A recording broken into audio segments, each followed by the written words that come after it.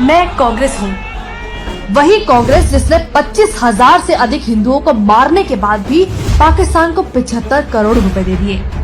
मैंने देश के धर्म के आधार पर टुकड़े टुकड़े कर डाले और मेरा वोट बैंक बचा रहे, इसके लिए 3.5 करोड़ अल्पसंख्यकों को भारत में ही रहने दिया। मैंने ही सोमनाथ मंदिर के पुनर्निर्माण पर सरदार पटेल का विरोध कर हिंदुओं से पूजा करने का हक छीना, उन्हें भगवान शिव की पूजा करने से वंचित रखा। मेरा क्रोध या नफरत कह लो, वो इतनी बढ़ गई थी कि मैंने देश के राष्ट्रपति को भी सेवानिवृत्ति लाभ से वंचित रखा, सिर्फ इसलिए क्योंकि वो नेहरू की बात को नजरअंदाज कर सोमनाथ मंदिर की स्थापना में गए। मैंने आजादी के बाद से लेकर अब तक आरएसएस को बैन करने के लाखों प्रयास करे। वो हमेशा से मेरी आंखों में खटकते हैं, लेकिन मुझे मुस्लिम ब्रदरहुड पसंद है। मेरे ही कुकर्मों की वजह से संयुक्त राष्ट्र में भारत को दी गई वीटो पावर दुश्मन चीन के हाथों में चली गई, क्योंकि मेरी नजर में हिंदी चीनी भाई भाई हैं। मैं वही कांग्रेस हूँ जिसने हिंदू कोड बिल तैयार किया और सरदार पटेल के विरोध के बावजूद मैंने इसे केवल हिंदुओं पर प्रतिबंध लगाने के लिए पारित कर दिया। वो मैं ही थी जिसने जम्मू कश्मीर के माथे पर धारा 35 से 370 का कलंक लगाया था। मैंने एएमयू में मुस्लिम शब्द रखा, लेकिन बीएचयू में हिंदू शब्द के इस्तेमाल का विरोध किया। मैंने ही भारत की 90,000 वर्ग किलोमीटर जमीन चीन को सौंप दी और अपनी नाकामियां छिपाने के लिए कहा कि वहाँ तो घास का एक तिनका भी नहीं उगता। मैंने गायों की रक्षा के लिए आंदोलन कर रहे सैकड़ों साधुओं की गोली मारकर हत्या करवा दी। मैंने ही बांग्लादेशी को देश में घुसपैठ करके अपना वोट बैंक बनाने के लिए रोहिंग्याओं को बसाया। मैंने न केवल हमारी सेना द्वारा जीते गए भारत के अहम हिस्से पीओके को वापस उपहार में दे दिया, बल्कि पाकिस्तान की जेलों में बंद हमारे 54 बहादुरों की परवाह किए बिना पकड़े गए पाकिस्तान के 93,000 सैनिकों को भी लौटा दिया, क्योंकि बुज़दिली तो मुझे मेरे बड़ों से विरासत में मिली है।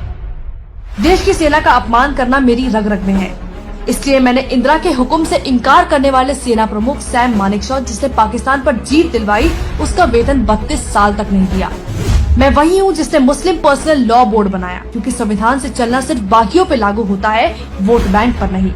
मैंने ही देश में आपातकाल लगाकर लोकतंत्र का गला घोटने की कोशिश की। वो मैं ही थी जिसने संविधान में धर्मनिरपेक्ष शब्द को डाला, लेकिन फिर भी हज सब्सिडी देने में कतराई नहीं, और आज भी उसका दुरुपयोग करने में मुझे कोई शर्म नहीं है। वो मैं ही थी जिसने 30,000 से भी ज्यादा सिखों को बेरहमी से कत्लेआम करवाया और उनके गुनहगारों को बचाए रखा।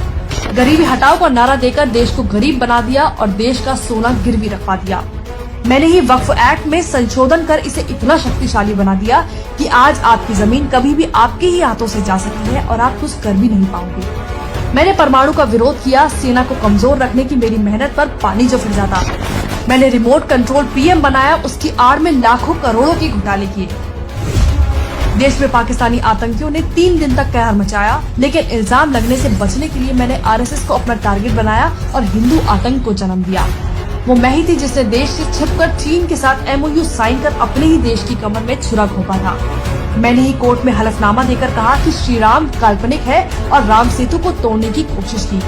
मैंने वोट बैंक के लालच में हज पर 50% की सब्सिडी दी, पर अमरनाथ यात्रा पर 25,000 का टैक्स लगाकर सारा पैसा वसूल लिया। देश में महंगाई को 2 डिजिट में रखना ही मेरी खासियत थी। मैंने सीएए पर लोगों को गुमराह कर उसका विरोध किया, जिससे देश की करोड़ों की सरकारी प्रॉपर्टी को नुकसान पहुंचा। मैंने सेना को राफेल ना मिले इसके लिए अंबानी को बदनाम किया। मुझे अपने अस्तित्व को बचाने के लिए चुनाव का ढोंग करना पड़ रहा है, क्योंकि कुछ लोगों को परिवारवाद पसंद नहीं। मैं कांग्रेस हूँ, मुझे नफरत है इस देश से, इस देश के हिंदुओं से। इसलिए मैं चाहती हूँ कि मुझे सत्ता में एक और मौका मिले, ताकि मैं हिंदुओं का इस देश से पूरी तरह विनाश